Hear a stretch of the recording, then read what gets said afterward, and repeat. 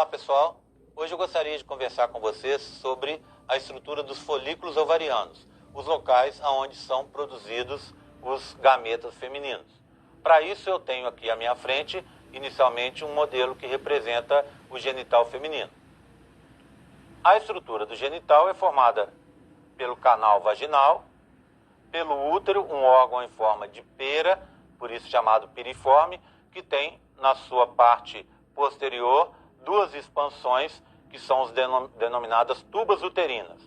Cada tuba, em sua terminação, tem novamente outras expansões na forma de dedos, por isso expansões digitiformes, que estão em contato direto durante o período fértil com essas duas estruturas aqui indicadas em lilás.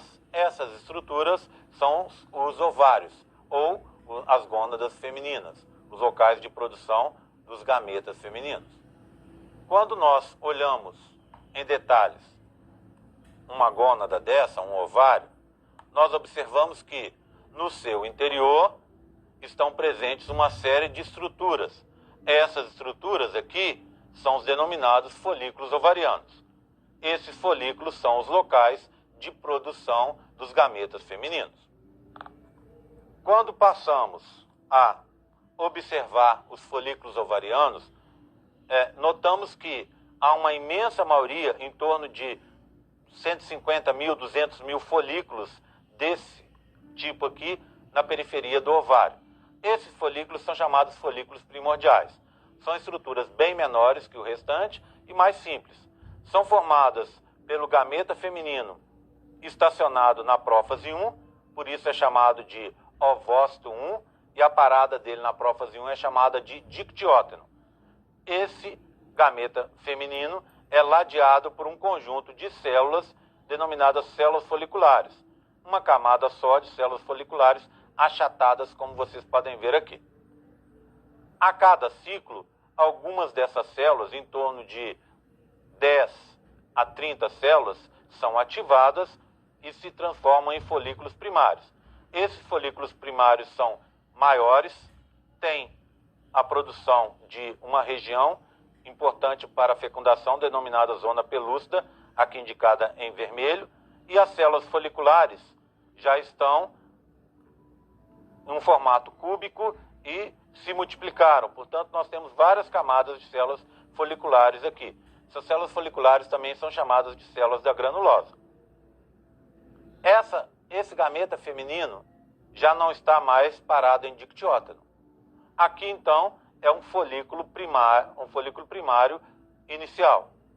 Posteriormente, temos aqui um outro folículo, o folículo primário tardio, que tem as mesmas estruturas que o folículo primário inicial, mas que já tem o surgimento de células na sua periferia denominadas células da teca, aqui indicadas em verde.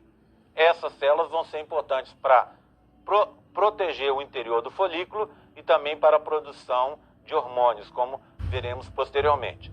Além disso, podemos ver aqui a presença dessa estrutura alaranjada, arredondada aqui. Essa estrutura é o polócito 1, ou primeiro grânulo polar. É uma estrutura formada ao final da meiose 1.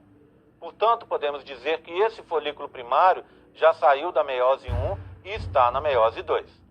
Esse folículo primário, alguns deles apenas, vão se transformar em folículos secundários. Folículos secundários são bem maiores, já tem uma estrutura mais desenvolvida, com teca externa, aqui de verde escuro, com função de proteção, e teca interna, com função de produção de hormônio, aqui em verde claro. Separando as duas tecas do interior do folículo, nós temos essa estrutura marrom, que é a membrana basal. As células foliculares no interior do folículo estão separadas por uma série de cavidades cheias de líquido. Essas cavidades são denominadas antros foliculares. Por isso, o folículo secundário também é chamado de folículo antral. Esse folículo secundário, apenas um deles, vai se transformar no folículo maduro, terciário, ou chamado também folículo de Graafi. O folículo de Graafi tem uma confluência dos antros, formando um antro único.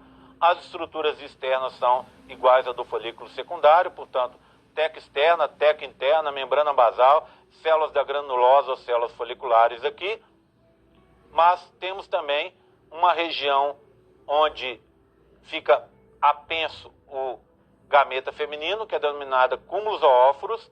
Esse gameta feminino é ladeado por células que vão formar a corona radiata, e temos também aqui a zona pelúcida e o gameta feminino que já está em metáfase 2.